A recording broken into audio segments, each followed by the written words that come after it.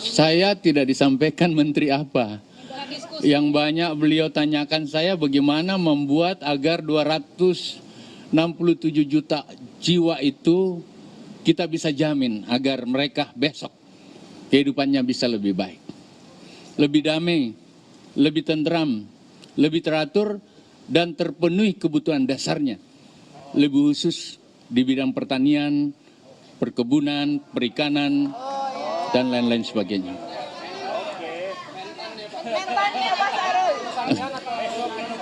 Ya kan besok baru diumumkan.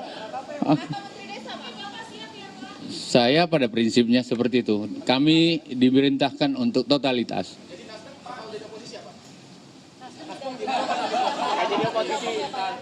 Iya kan, komitmen Nasdem itu komitmen yang selalu kritis. Kepentingan bangsa, negara, dan rakyat.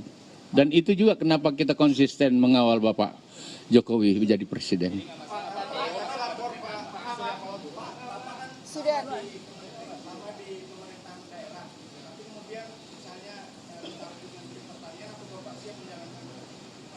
Saya ngurusin itu mulai dari kepala desa, lurah.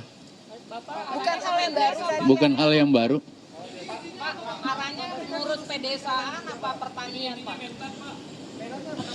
Kita tunggu besok ya, saya kira gitu. Tapi Ya. ada konsep atau yang di...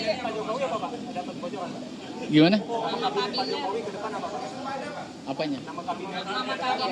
Ya, saya tidak berani. Itu bukan kompetensi saya untuk menyampaikan nama kabinet dan lain.